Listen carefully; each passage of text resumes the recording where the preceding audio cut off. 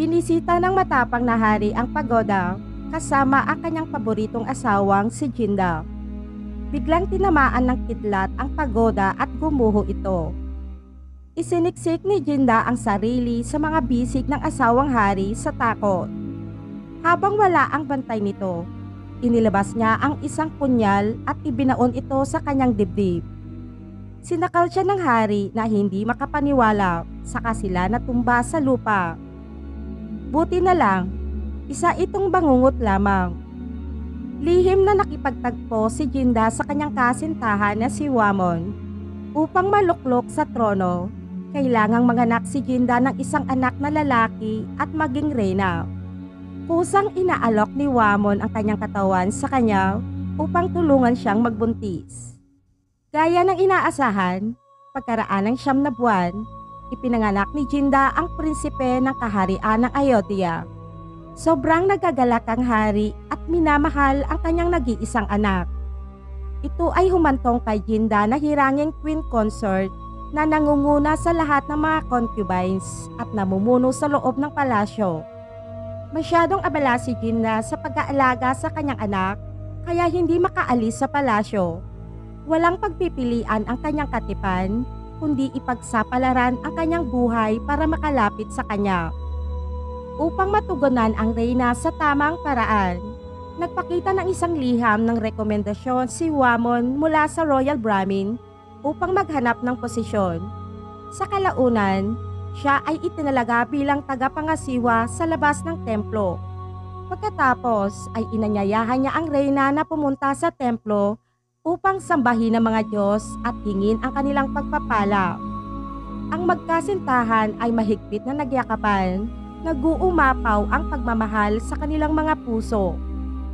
Upang mabawi ang kapangyarihan ng kanilang dinastiya, binigyan ni Wamon si Jinda ng isang bote ng lason upang lasunin ang hari. Sa sobrang kaba, dinala ni Jinda ang kanyang anak sa hari. Buong pagmamalaking ipinakilala ng hari ang prinsipe sa kaharian. Sinabi ng hari sa kanyang anak na ang malawak na lupaing ito ay magiging iyo balang araw. Gayunpaman, mayroon pa ring ilang mga lungsod na nagpapakita ng mga palatandaan ng paghihimagsik sa kasalukuyan. Nagsalita ang hari sa anak. Huwag kang matakot. Hindi hahayaan ni ama na masaktan ka ng ninuman. Naantig si Jinda, ngunit pinalak pa rin isagawa ang pagpaslak. Kinuha niya ang kanyang anak mula sa hari at inutusan ng yaya na dalhin siya pabalik sa kanyang duyan. Pagkatapos ay lihim niyang hinalo ang lason sa tsaa at dinala ang tasa sa hari. Nagkunwari siyang kalmado, ngunit bakas pa rin sa mukha niya ang pag-aalala. Iniisip ng hari na nag-aalala siya tungkol sa digmaan, kaya nangangako na hanggat naririto siya ay hindi babagsak ang kaharian ng Ayodhya. At ang kanilang anak ay mauupo sa trono at maging susunod na hari. Lumambot ang puso ni Jinda. Inagaw niya ang tasa sa kamay nito at itinapon ng tsaa sa sahig. Pagkatapos ay pinagalitan niya ang kasambahay dahil sa maling tsaa na dinala niya at inutusan itong itapon ang mga natitirang tsaa sa takuri. Ito ang perpektong dahilan para pagtakpan ang kanyang paglalason sa hari. Hindi nagdududa ang hari sa kanyang katapatan. Pagkatapos ay hinala ng kanyang yaya na ang pag-aalinlangan ni Jinda ay pupukaw sa hinala ng katulong na nagbigay ng tsaa. Kapag nalaman ito ng hari, mapupugutan sila ng kanilang mga ulo.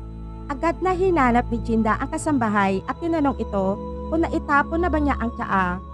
Sa kasamaang palad, ang tsaa sa takuri na may lason ay inagaw. Ilang minuto ang nakalipas, umiiyak at tumakbo palabas ng silid ang napahiyang katulong na may dalang tsaa at nakasalubong niya si Lady Tanyong. Nakita ni Tanyong na may maling nangyari, kaya pinigilan siya nito at inagaw ang tsaa sa kanyang kamay. Dahil dito ay kinakabahan si Jinda dahil kapag nalaman ni Tanyong na ito ay may lason, mahihirapan si Jinda sa kanyang balak na patayin ng hari.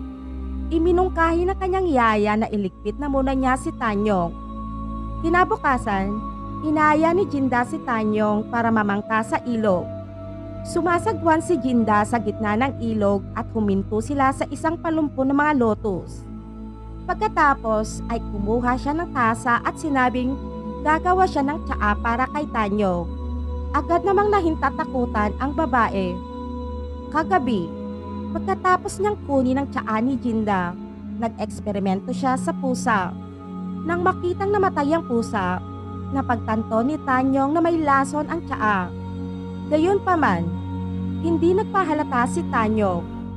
Kinuha niya ang tasa ng tsaa at binalaan si Jinda na kung sakaling may mangyayaring masama sa kanya pagkatapos niyang inumin ng tsaa, ay may maghahatid sa hari na kanyang sikretong mensahe na nakita sa bangkay ni Weng at mabubunyag ang kanyang kataksilan sa hari. Dahil natimbog na ni Tanyong ang kanyang kahinaan, ipinagtapat na lamang ni Jinda ang kanyang mga paghihirap. Ipinanganak siya sa isang maharlikang pamilya, ngunit napilitan siyang mawalay sa kanyang minamahal upang magampanan niya ang kanyang misyon sa palasyo. Nahulaan ni Tanyong ang kanyang misyon na patayin ang hari. Sa tingin niya ay nasa panganib siya, dahil kung tutuusin ay madami na siyang alam na sikreto ni Jinda. Sa halip na maghintay na mapatay ni Jinda, dapat ay unahan na niya ito. Kinuha ni Tanyong ang sagwan upang salakayin ang reyna, ngunit naagaw ito ni Jinda at sinigawan si Tanyong na huminto. Sinabi niya na hindi sila magkaaway at kung sakaling maibagsak niya ang hari, ay handa siya makipag-alyansa sa kanyang maharlikang pamilya sa timog na kinakatawan ni Tanyong at hinding-hindi sila sasaktan. Ngunit hindi siya pinaniniwalaan ni Tanyong at sa tingin niya ay papatayin siya nito na may lason na tsaa. Inagaw ni Jinda ang tasa at dali-daling ininom ito. Patunay ito na walang lason ang tsaa. Simula pa lang ay hindi na gustong saktan ni Jinda si Tanyong. Naantig si Tanyong at humingi ng tawad sa kanya. Gayunpaman, ang ilalim ng bangka ay nabutas at tumagos ang tubig sa bangka. Natakot si Tanyong at tumayo upang humingi ng saklolo. Hinawakan ni Jinda ang kanyang kamay at sinabihan siyang kumalma lamang. Ngunit si Tanyong, sa labis na takot, ay tinaladkad si Jinda sa ilog. Iniligtas ni Jinda ang nalulunod na si Tanyong sa kanyang mga bisig at lumangoy sa mababaw na tubig at marahan itong inaliw. Ang puso ni Tanyong ay kumakabog na parang mga alon sa isang tahimik na lawa. Isiniwalat na niya ang kanyang sikreto. ท่านเป็นรักแรกของข้าตั้งแต่เกิดมาข้าไม่เคยเสน่หาผู้ใดจนข้าได้มาเจอกับท่าน Sa pagpapalitan ng kanilang mga sikreto, nagdikit ang mga labi ng dalawang concubine. At sa huli, ang dalawang babae ng hari ay nagsumpaan bilang magkakampi. At si Jinda ay nakakuha ng isang makapangyarihang kaalyado. Nang malaman na ayaw nang gawin ni Jinda ang paglason sa hari, nagalit at nagsiselo si Wamon. Tinanong niya ang kasintahan kung may nararamdaman na ba siya sa hari, kaya nagbago ang kanyang isip. Isang taon na ang nakalipas, sinubukan ni Wamon na buntisin si Jinda, ngunit itinulak niya ito palayo. Bagamat mahal niya si Wamon, siya na ngayon ang asawa ng hari. Ayaw niyang maakusahan bilang isang taksil na babae. Hiniling niya kay Wamon na maghintay lamang at kapag namatay ang hari, siya ay kanyang-kanya na ng buong puso. Labis namang nabalisa si Wamon sa kanyang mga inasal. Ipinaliwanag ni Jinda na mayroong isang tangkang panghihimagsik sa hilagang mga lungsod. Kung mamamatay ang hari, magugulo ang bansa.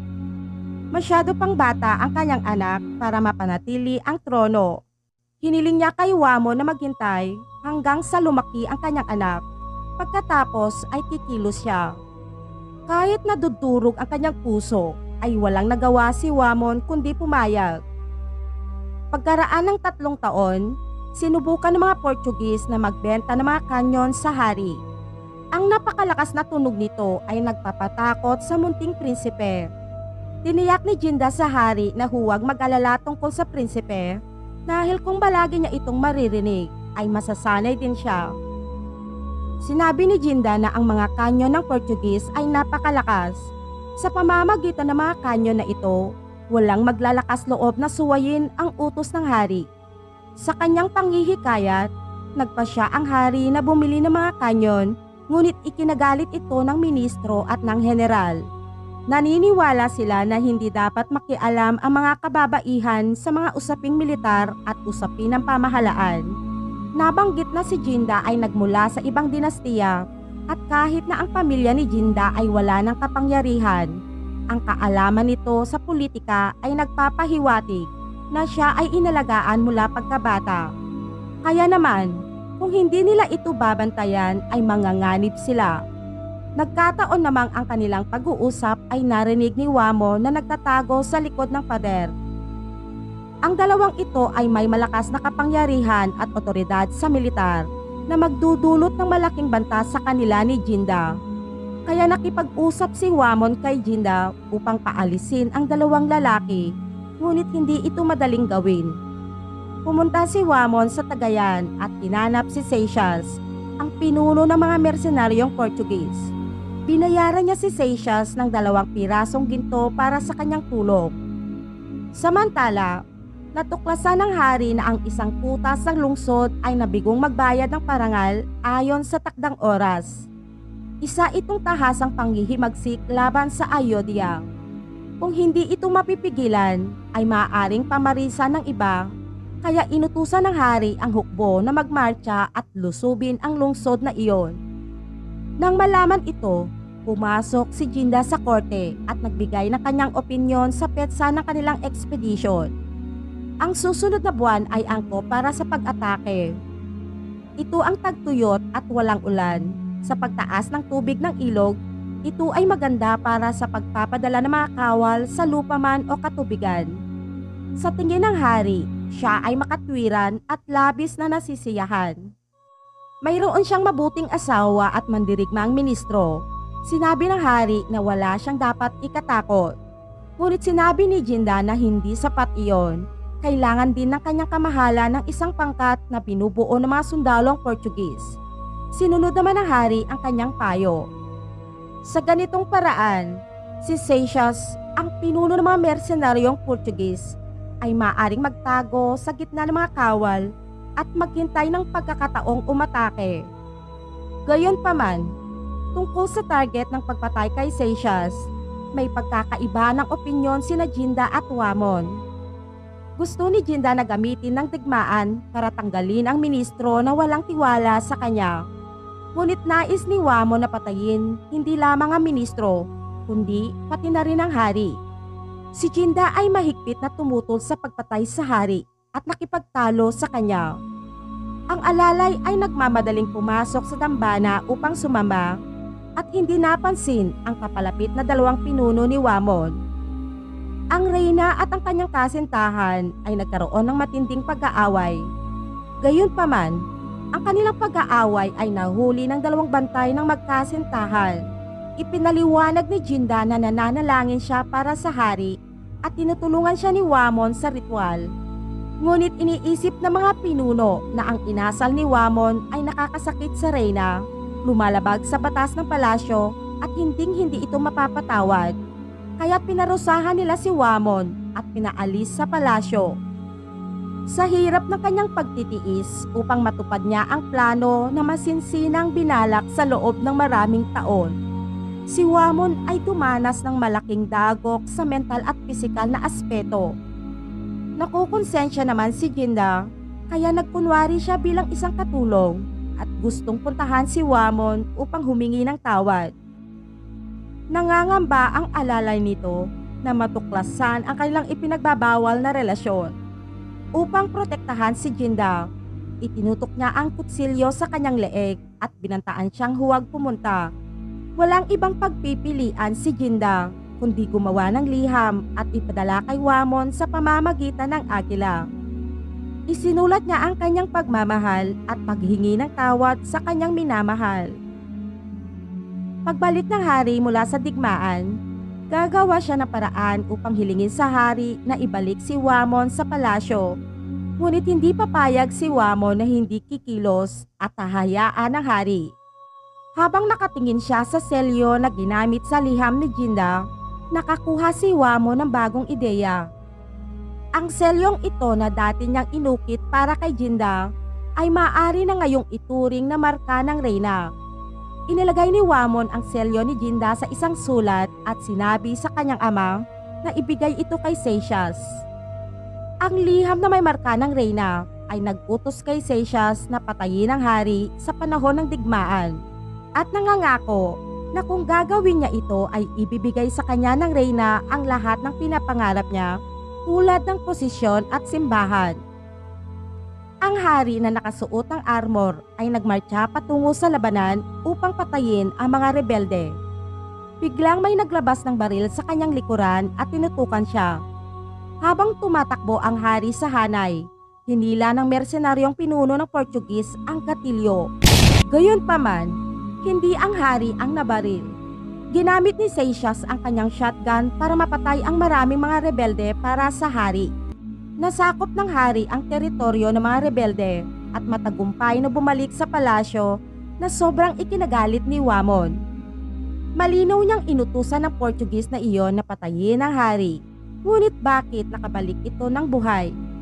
Pumasok si Wamon sa banyo at tinutukan ng kutsilyo sa leeg si Seixas at sinabihan niya itong, "Traidor ka, bakit hindi mo pinatay ang hari gaya ng pinalak ng reyna?" Ipinagtanggol ni Seixas ang kanyang sarili. Sinabing sinusunod niya lamang ang utos ng reyna. Lumalabas pa lang matapos niyang matanggap ang pekeng sulat ni Wamon, ay nakatanggap siya ng liham mula mismo kay Jinda. Ayon sa liham, ay inutusan ng reyna na protektahan ang hari at tulungan siyang makabalik sa palasyo na matagumpay at ligtas. Nangako siyang gagantipalaan siya at ang kanyang mga tauhan. Nababaliw na si Wamon. Pinagalitan siya ng kanyang ama dahil sa pagiging tanga at walang alam sa kahinaan ng mga babae dahil kung nakinig lamang sa kanya na sa pilitang buntisin si Jinda ay hindi sana naaantala ito sa pagpatay sa hari. Ngunit hindi naniniwala si Wamon na nagbago ang isip ni Jinda. Nagpasya siyang hanapin ng kasintahan at tanungin ito, ngunit pinalayas na siya at kailangan niyang gumawa ng paraan para makapasok sa palasyo. Si Wamon ay palihim na pumasok sa banyo upang hanapin ang dalawang pinunong nagparusa sa kanya. Nahuli niya ang mga ito sa isang ipinagbabawal na pagpapaligaya sa isang batang lalaki. Binantaan sila ni Wamon na isusumbong kung hindi siya papapasukin sa palasyo. Hindi makatulog ang hari dahil sa nakaraang digmaan at pagkamatay ng napakaraming tao. Inutusan ni Jinda na tumugtog ang mga maharlikang musikero para sa kanyang kamahalan upang matulungan siyang makatulog. Sa kanyang pagkabigla, lumitaw si Wamon sa grupo. Si Wamon na ang naging bagong pari na namamahala sa dambana sa labas ng korte. Pagkatapos, ay sinamantala ni Wamon ang pagkakataong kumanta at magkwento. Banayad na ipinahayag ni Wamon ang kanyang galit at sama ng loob kay Jinda. Pagkatapos, ang hari ay nakatulog ng mapayapa sa mga bisig ng kanyang asawa na walang ideya na ang kanyang asawa ay lumalandi sa iba. Marami pong salamat sa panonood mga kaboso. Abangan niyo po ang susunod na karugtong sa next upload.